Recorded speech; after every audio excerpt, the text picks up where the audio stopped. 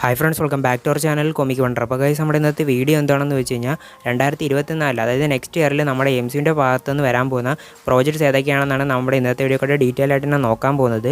അപ്പോൾ എന്തായാലും അതിലോട്ട് പോകുന്നതിന് മുമ്പ് ഇപ്പം ഈ വർഷം ഇനി ഒരു പ്രോജക്റ്റും കൂടെ ലാസ്റ്റ് എംസിൻ്റെ ഭാഗത്തുനിന്ന് വരാനുണ്ട്. അത് വേറൊന്നുമല്ല, നിങ്ങൾക്ക് എല്ലാവർക്കും അറിയായിരിക്കും, നമ്മുടെ വാട്ട് ഇഫിൻ്റെ സീസൺ 2 എന്ന് പറയുന്നത്. അപ്പോൾ എന്തായാലും ആ ഒരു സീരീസ് വരുന്ന ഡിസംബർ 22 മുതലാണ് നമ്മുടെ ഡിസ്നി പ്ലസിൽ കൂടെ അവർ റിലീസ് ചെയ്യാൻ പോകുന്നത്. അതിൻ്റെ ഒരു പ്രത്യേകത നിങ്ങൾക്ക് എല്ലാവർക്കും അറിയായിരിക്കും.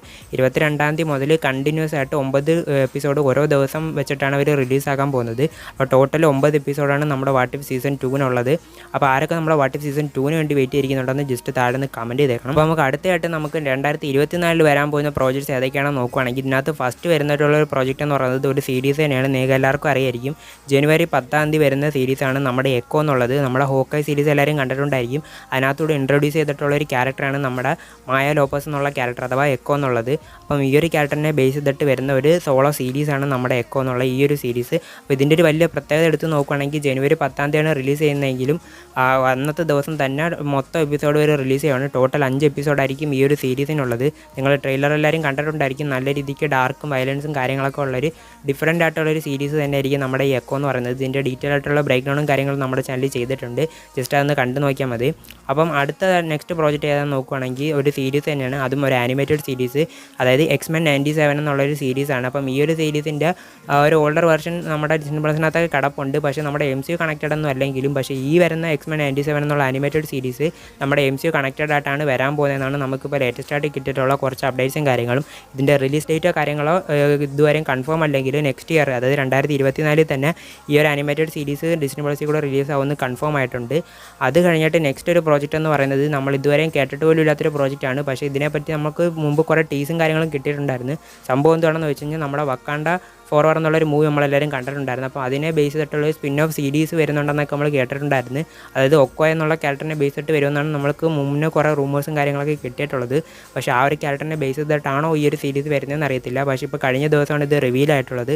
ഐ ഓഫ് വക്കാണ്ട എന്നുള്ളൊരു ആനിമേറ്റഡ് സീരീസ് ഇപ്പം കറൻ്റ് ഡെവലപ്മെൻറ്റിലാണെന്നാണ് ഇപ്പോൾ നമുക്ക് ലേറ്റസ്റ്റ് ആയിട്ട് കിട്ടിയിട്ടുള്ള റിപ്പോർട്ട്. ഇത് നെക്സ്റ്റ് ഇയർ തന്നെ റിലീസ് ആവുമെന്നാണ് ഇപ്പോൾ അറിയാൻ സാധിച്ചിട്ടുള്ളത്. അപ്പം ഇതിൻ്റെ ഒരു ആനിമേഷൻ സ്റ്റൈൽ നമ്മുടെ വാട്ട് ഇഫിൽ നിന്നും ഒരു ഡിഫറൻ്റ് ആയിട്ടുള്ള ഒരു ആനിമേഷൻ സ്റ്റൈലിൽ കൂടെയാണ് അവർ ഇത് അവതരിപ്പിക്കാൻ പോകുന്നതെന്നാണ് ഇപ്പോൾ നമുക്ക് ലേറ്റസ്റ്റ് ആയിട്ട് കിട്ടിയിട്ടുള്ള ഒരു അപ്ഡേറ്റ് എന്ന് പറയുന്നത്. റിലീസ് ഡേറ്റ് ഇപ്പോഴും കൺഫേം ആയിട്ടില്ല. അത് കഴിഞ്ഞിട്ട് നെക്സ്റ്റ് ഇയർ വരുന്ന മറ്റൊരു ആനിമേറ്റഡ് സീരീസാണ് നമ്മുടെ സ്പൈഡർമാൻ ഫ്രഷ്മാൻ ഇയർ എന്ന് പറയുന്നത്. ഇത് കൺഫേം ആയിട്ടുണ്ട്. ഡേറ്റ് മാത്രമാണ് ഇതുവരെയും കൺഫേം ആവാത്ത. നെക്സ്റ്റ് ഇയർ വരുമെന്നുള്ള കാര്യം ഏകദേശം ഇപ്പോൾ ഉറപ്പായിട്ടുണ്ട്. അപ്പോൾ എന്തായാലും ഇതിനകത്ത് വരുന്ന മറ്റൊരു പ്രത്യേകത എന്താണെന്ന് വെച്ച് കഴിഞ്ഞാൽ ഇതിൻ്റെ ഒരു ആനിമേഷൻ സ്റ്റൈൽ എന്ന് പറയുന്നത് നമ്മൾ ഈ 90s കണ്ടിട്ടുള്ള ഒരു കോമിക് ബുക്ക് ആർട്ട് സ്റ്റൈലിലായിരിക്കും ഇതിൻ്റെ ഒരു ആനിമേഷൻ സ്റ്റൈൽ എന്നാണ് ഇപ്പോൾ നമുക്ക് പല യൂട്യൂബേഴ്സ് ഇപ്പോൾ പുറത്ത് പറഞ്ഞിട്ടുള്ളത്. കാരണം ഇതിൻ്റെ 2 എപ്പിസോഡോ അതിൻ്റെ ഒരു സ്ക്രീനിങ് കാര്യങ്ങളൊക്കെ ഇപ്പോൾ കഴിഞ്ഞ ദിവസം നടന്നിട്ടുണ്ടായിരുന്നു. അപ്പോൾ അവിടെ വെച്ചിട്ടാണ് ഇവർ ഈ ഒരു സംഭവം കണ്ടിട്ടുള്ളത്. പക്ഷേ സ്പൈഡർമാൻ ഫ്രഷ്മാൻ ഇയർ എന്നല്ല ഇതിൻ്റെ ഒരു ടൈറ്റിൽ വരാൻ പോകുന്നത്. അത് ജസ്റ്റ് അവർ മാറ്റിയിട്ടുണ്ട്. ഫ്രണ്ട്ലി നെയ്ബർഹുഡ് സ്പൈഡർമാൻ ഇതിൻ്റെ ടൈറ്റിൽ മാറ്റിയിട്ടുണ്ടെന്നാണ് നമുക്ക് ലേറ്റസ്റ്റ് ആയിട്ട് കിട്ടിയിട്ടുള്ള അപ്ഡേറ്റ്സ് എന്ന് പറയുന്നത്. അപ്പോൾ ഇതിൻ്റെയും റിലീസ് ഡേറ്റോ കാര്യങ്ങളോ കൺഫേം അല്ലെങ്കിലും 2024 തന്നെ ഇറങ്ങുമെന്ന് ഇപ്പോൾ കൺഫേം ആയിട്ടുണ്ട്.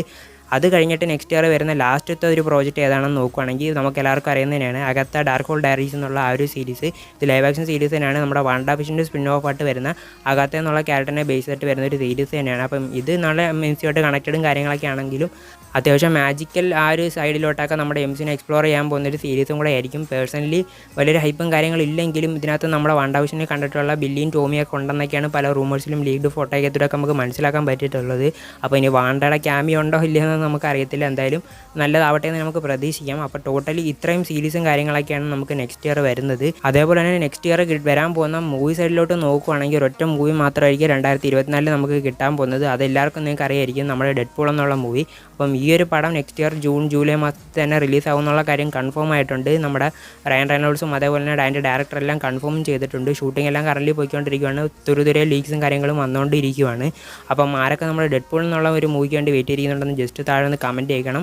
അപ്പം ഇത് നമ്മുടെ മാർവൽ സ്റ്റുഡിയോസ് നമ്മുടെ 20th സെഞ്ച്വറി ഫോക്സ് അല്ലെങ്കിൽ സ്റ്റുഡിയോസുമായിട്ട് കമ്പൈൻ ചെയ്ത് വരുന്ന ഒരു മൂവി ആയതുകൊണ്ട് തീർച്ചയായിട്ടും R-rated സ്റ്റൈലിൽ തന്നെയായിരിക്കും ഈ ഒരു പടം അവർ ഇറക്കാൻ പോകുന്നത്. ഓൾമോസ്റ്റ് കൺഫേം ഒക്കെ തന്നെയാണ്.